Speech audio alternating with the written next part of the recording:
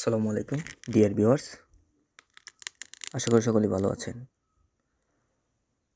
আজকে আমি আপনাদের সাথে শেয়ার করব কিভাবে আপনি আপনার মেসেঞ্জার অ্যাকাউন্টটি ডিলিট করবেন অথবা ডিঅ্যাক্টিভ করবেন। দুটা প্রসেসই আজকে দেখিয়ে দেব। আপনারা চাইলে একটা নির্দিষ্ট সময়ের জন্য ডিঅ্যাক্টিভ করে রাখতে পারতেন অথবা ডিলিট করে দিতে পারেন। ডিঅ্যাক্টিভ বিষয়টা হচ্ছে, যদি আপনি চান যে আপনি কিছু সময়ের জন্য এই অ্যাকাউন্টটা ডিসেবল করে রাখবেন এবং পরবর্তীতে আপনি সেই অ্যাকাউন্টে আবার ব্যাক করবেন। আর ডিলিট হচ্ছে, সেটা আপনার নির্দিষ্ট সময় নয়, পার্মানেন্টলি ডিলিট করবেন।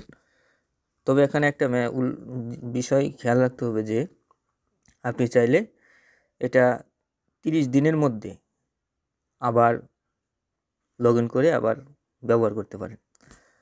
তো বন্ধুরা, চলুন কথা না বাড়িয়ে প্রসেসটা শুরু করা যাক। প্রথমত আমরা আমাদের মেসেঞ্জার অ্যাপসে ঢুকব। মেসেঞ্জার অ্যাপসটা ওপেন করার পর আমরা এই দেখুন বাম কর্নারের একটা 3 লাইন বার আছে।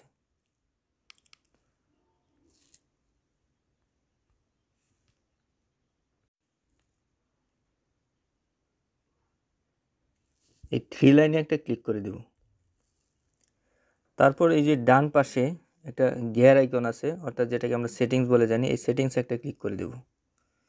এবং সেটিংসে ক্লিক করার পর আমরা স্ক্রল করে একটু নিচের দিকে আসব এবং এই যে দেখুন এখানে personal details, password and security এর নিচে see more in account centre, এখানে একটা ক্লিক করে দেব। তারপর আমরা ওই এখনও পার্সোনাল ডিটেলসে একটা ক্লিক করব। এখন পার্সোনাল ডিটেলসে ক্লিক করার পর যেই একটা ড্যাশবোর্ড আসবে, এখানে দেখুন আমাদের এখানে অ্যাকাউন্ট ওনারশিপ অ্যান্ড কন্ট্রোল, এখানে একটা ক্লিক করব। তারপর এই যে আমাদের এখানে মেমোরিয়ালাইজেশন আর ডিঅ্যাক্টিভেশন আর ডিলিটেশন, অর্থাৎ এখান থেকে আমরা ডিলিট অথবা ডিঅ্যাক্টিভ করতে পারি, এখানে একটা ক্লিক করব। তারপর আমরা প্রোফাইল আইকনে একটা ক্লিক করব। তারপর এই দেখুন যে আমি কথাটা বলছিলাম এতক্ষণ যে ডিঅ্যাক্টিভ, আপনি চাইলে এখানে ডিফল্ট এটা অন করাই আছে, আপনি চাইলে এখানে ক্লিক করে পরবর্তী যে প্রসেসটা আমি যাব সেই প্রসেসই ডিঅ্যাক্টিভ করে রাখতে পারেন। অথবা আমি এখানে চাচ্ছি যে আইডিটা যেন আমার ডিলিট করা যায়, এখানে আমরা একটা ক্লিক করব।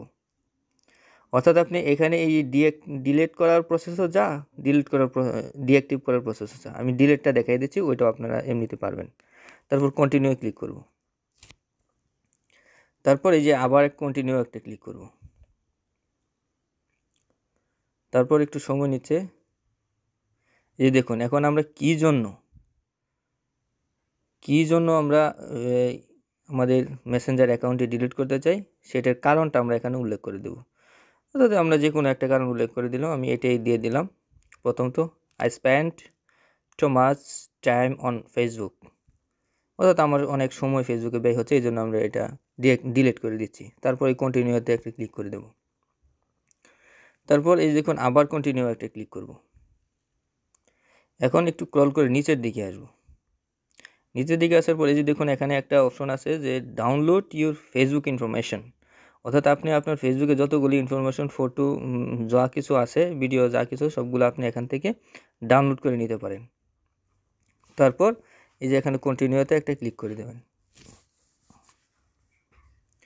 কন্টিনিউ ক্লিক করার পর এই দেখুন আপনার ফেসবুকের অ্যাকাউন্টের যে মেইন পাসওয়ার্ডটা আছে, সেই পাসওয়ার্ডটা এখানে উঠিয়ে দেবেন। আমি দিয়ে দিচ্ছি। এই যে আমার অলরেডি পাসওয়ার্ডটা দেওয়া হয়ে গেছে। এখন আমি আপনার কন্টিনিউ একটা ক্লিক করে দেবো। এখন কন্টিনিউ ক্লিক করার পর দেখুন একটা পপ আপ শো হচ্ছে। এখানে আপনার এখানে স্পষ্টত লেখা আছে যে এই যে কনফার্মেশন পার্মানেন্ট অ্যাকাউন্ট ডিলিশন, অর্থাৎ you are about schedule your account for permanent deletion once you schedule your account for deletion you have 30 days to reactivate your account and cancel the deletion.